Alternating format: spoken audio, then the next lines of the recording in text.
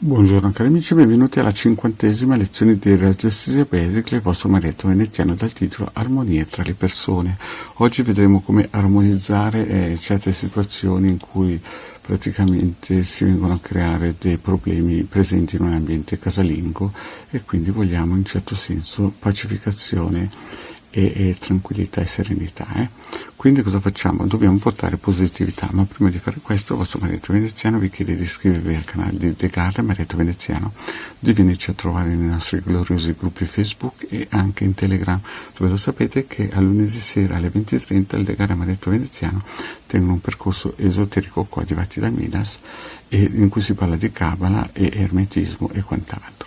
In più, se volete, i link sono sotto qui in descrizione e se volete lasciare un commento qui in questo canale o iscrivervi o un super like è sempre benvenuto.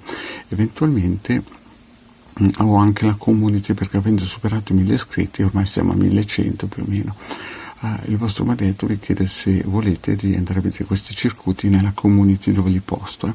Bene, iniziamo bene con il quadrante radiostesico per la valutazione.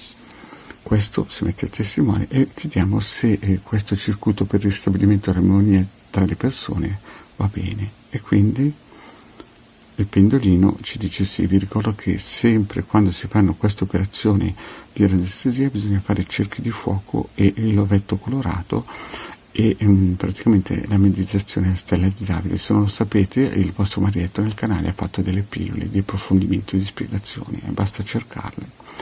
Vi ricordo che ci sono più di 50 pillole di radiestesia basic e una playlist ben fornita, e in più ci sono più di 800 video di esoterismo e quant'altro. Bene, fatto questo passiamo ai prossimi circuiti.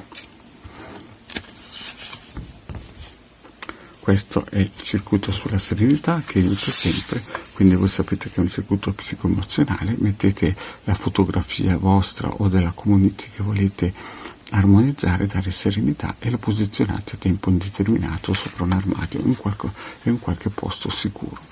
E poi entriamo proprio nel vivo del nostro circuito per il ristabilimento dell'armonia tra le persone. Questo circuito radionico è stato ideato per creare un'energia positiva che ristabilizza la pacificazione e l'armonia tra le persone presenti in un ambiente casalingo, per eliminare e superare le tensioni e le comprensioni che impediscono un sonno tranquillo e ristoratore, quindi per pacificare l'ambiente e rendere tranquillo anche il sonno, perché in alcuni ambienti familiari la situazione è veramente pesante.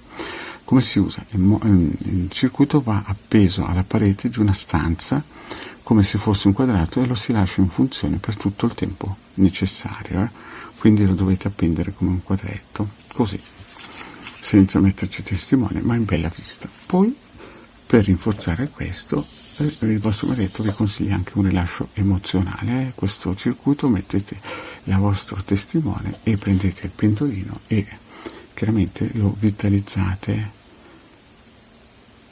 lasciate che il pendolino finisca e lasciate anche questo circuito massimo, però in questo caso qua 1 mese. L'ideale sarebbe chiedere anche al pendolino quanto tempo, però massimo 1 mese, perché in questo caso qui con questo circuito il corpo eterico si satura.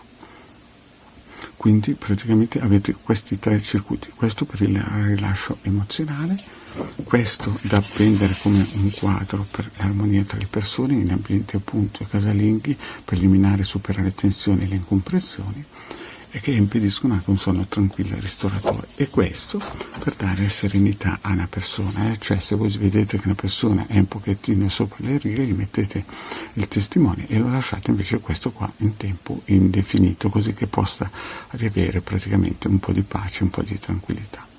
Bene cari amici, detto questo, il vostro marietto veneziano vi ringrazio di avermi seguito fino qua e vi chiede, se non l'avete ancora fatto, di iscrivervi al canale di Legale Marietto Veneziano. Grazie cari amici e alla prossima.